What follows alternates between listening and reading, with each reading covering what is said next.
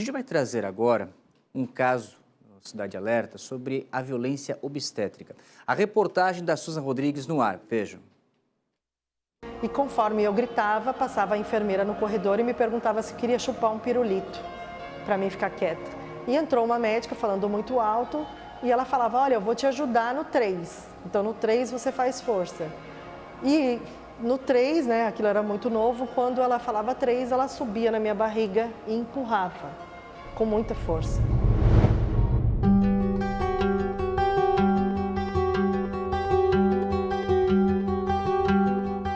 Três gestações com partos que deixaram muito mais do que marcas físicas. Eu estou tentando, com a minha dor, deixar que outra mulher não carregue essa dor também. Que entre no hospital informada dos seus direitos e que seja válido esses direitos da mulher no momento do trabalho de parto, tanto para a mulher quanto para o seu filho, e que ela saia da maternidade com o seu filho bem. A primeira gravidez da Raquel veio aos 17 anos. Muito jovem, ela conta que além do nervosismo e a expectativa para a maternidade, precisou lidar com traumas que estão presentes até hoje. Com o quadro de pré-eclâmpsia, ou seja, de hipertensão, foi preciso fazer uma cesariana. Então eu fiquei internada com toda a preparação para essa cesariana, só que a médica que estava me acompanhando resolveu estourar minha bolsa antes para mim aprender o que era dor do parto e aprender o que era ser mãe. Eu era uma adolescente eu ia ter um filho, era tudo uma coisa nova para mim. Uma década depois, já com 27 anos, a Raquel descobriu a segunda gestação. Desta vez, os medos eram ainda maiores. Ciente de toda a violação que sofreu, ela tinha receio do que poderia acontecer no momento do parto. As duas primeiras frases no início desta reportagem são relatos do que a Raquel ouviu poucos minutos antes de dar à luz. E além de ser violentada psicologicamente, depois do parto, a Raquel soube da violação física. E o que eu achei estranho foi que depois que ele nasceu, que passou a dor, eu escutei do médico que eu tinha que ficar quieta para ser costurada. E eu achei estranho porque eu não tinha feito uma cesariana. Foi aí que eu entendi que eu tinha passado por uma episiotomia. Foi aí que eu conheci a episiotomia. E no meu caso, também, eu tive apenas 2 pontos. Coisas que poderiam ter acontecido uma coisa, né, mais grave, que eu já vi relatos de mulheres que tiveram de 7 a 20 pontos. A vítima relata que sofreu todos os procedimentos considerados hoje como violência obstétrica. Mas foi na chegada da filha caçula na 3ª gestação que ela vivenciou também o luto pós-parto. No momento que eu fiz a cesariana, que ela já nasceu sem vida, e eu fui comunicada que ela não tinha resistido, o médico resolveu me apagar. E como eu já estava com uma hemorragia muito grave por conta da ruptura uterina que eu tive, eu poderia nem ter voltado, porque eu estava em estado gravíssimo.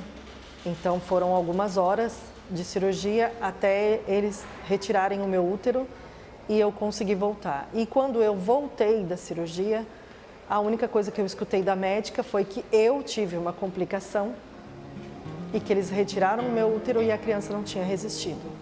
Apesar de todas as limitações da pandemia da Covid-19, no ano de 2020 a Raquel teve uma gravidez saudável. Com 9 meses completos e já no hospital com 3 centímetros de dilatação, início de um trabalho de parto, a Raquel conta que a equipe médica decidiu pela indução, método utilizado para estimular o parto normal, que na maioria das vezes garante que a criança nasça no tempo apropriado. Eu não poderia nem ter me submetido à medicação, né, o sorinho, que eu achei que realmente fosse apenas o soro, porque eu já estava há horas aguardando o atendimento na maternidade e eu estava sem comer, sem água, sem nada. Então eu achei que o soro fosse para me fortalecer e não imaginei que teria aquela medicação. E a medicação foi colocada e aumentada de 30 em 30 minutos. Então o trabalho de parto começou muito rápido. E nesse trabalho de parto intenso, que foram algumas horas só, colocaram a medicação às 6 da tarde e uma indução pode demorar até 36 horas. Às 9 da noite eu senti essa dor foi quando aconteceu a ruptura uterina, quando eu tive o rompimento do útero, né? E eu fiquei das 9 da noite até a meia-noite, quando eles resolveram me levar para a cirurgia. Eu já não respondia mais os sinais, né? Eu estava consciente o tempo todo, mas era uma dor no corpo inteiro, era uma queimação que eu não conseguia nem ficar com o olho aberto, que era da hemorragia interna. A indução na Raquel foi feita por ocitocina, medicação endovenosa. A indução ela tem que seguir um protocolo. A gente consegue, fazendo um toque na paciente inicial, avaliar como está o colo do útero dela, e com isso a gente tem o índice de Bishop, que é falado, e a gente sabe se ele está grosso, se ele está posterior, se ele está endurecido, dilatado ou não. Se o colo ele está muito endurecido, a gente tem que amadurecer o colo antes de começar a indução. E geralmente a gente usa comprimidos do vulgar Cytotec. Quando a mulher já tem cesariana anterior, já tem uma cicatriz no útero, ela não pode usar esses comprimidos porque aumenta o risco de rotura uterina. Preparou o colo, a gente bota os comprimidos, tem uma sequência certinha de horário, tem que colocar de 4 em 4 horas e vai esperando, vendo a evolução. Depois de um certo período, a gente entra com o soro com ocitocina e vai induzindo. Qual que é o risco? Sempre uma hiperestimulação uterina. E foi isso que aconteceu com a Raquel. Já com uma cicatriz causada pela primeira cesariana e, de acordo com a própria vítima, sem um monitoramento técnico, ela teve um rompimento no útero que resultou na morte da pequena Melissa e também em consequências graves para a saúde da mulher. O meu corpo sentia todo o puerpério sem o neném. Então, eu sentia muitas cólicas porque eu estava sem o útero e o corpo estava, né, tentando encontrar ali um jeito, né, sem o útero. Os meus seios ficaram muito doloridos por conta da amamentação, que não tinha um bebê. 3 anos e 7 meses depois, eu ainda estou me recuperando de tudo que aconteceu. 1 em cada 4 mulheres sofre violência obstétrica no Brasil. O dado é apontado por um levantamento feito em 2022 pela Rede Cegonha, programa do Ministério da Saúde.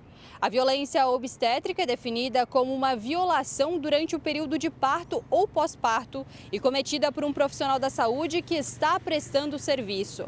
Essa violência, seja ela física, psicológica, moral, sexual ou por negligência, não só pode, como deve ser denunciada.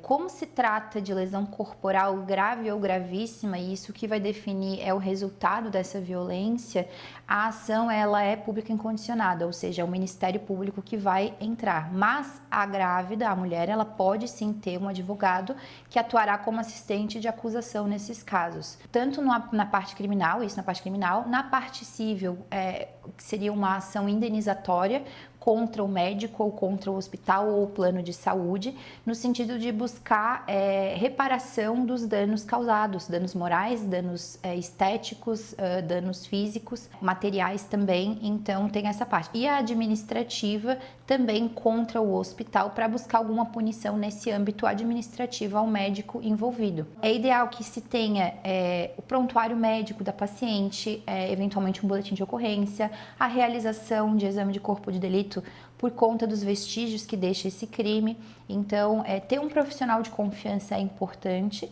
E eu sei também que existem diversas ONGs, porque nem todas as mulheres têm condições de arcar com um advogado privado e, infelizmente, a violência obstétrica, ela me parece ser atingir mais ainda uma população vulnerável.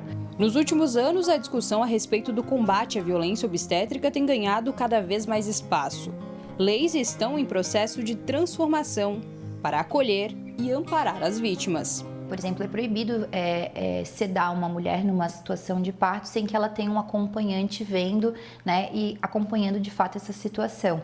Outra mudança legislativa, e essa está para acontecer, está em votação, são 2 projetos de lei, o 422 e o 423. Os 2 falam sobre mudanças ou na Lei Maria da Penha ou no Código Penal, para que haja um rigor na punição desse indivíduo da saúde que cometeu esse delito, né? Atualmente, ele é punido pelo artigo 129 do Código Penal, na sua maneira, né, ou na lesão corporal grave ou gravíssima, dependendo do resultado final ali da atitude dele, né?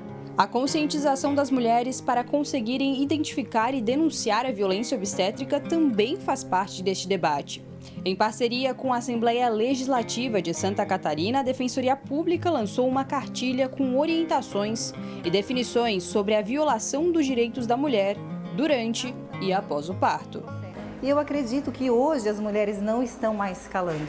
O que a gente precisa efetivamente é, sem dúvida alguma, poder levar para a sociedade a conscientização do que é a violência obstétrica para que a gente possa diminuir os índices. Muitas mulheres ainda se calam por medo, por estar na dor dessa violência. Então a gente precisa debater sobre o assunto de uma forma muito acolhedora. Haja visto que é lei, né, a gente trabalhar com a questão da humanização do parto, do amor, do acolhimento. Mesmo lidando com todo o processo de recuperação, de luto e na busca por justiça, a Raquel tem ajudado outras vítimas. E uma das principais reivindicações dela tem sido o acolhimento de mães que perderam seus filhos ainda na sala de parto. Geralmente não tem um profissional do luto dentro do hospital preparado para ajudar essa mulher nesse processo, tanto a mulher, tanto o pai, a família que estiver lá. E eu acho que isso é fundamental, porque no momento que acontece, né, o falecimento da criança, aquelas horas, né, são as únicas horas e as memórias que esses pais vão ter desse bebê. Então, isso é fundamental para o processo do luto, né, de uma vida.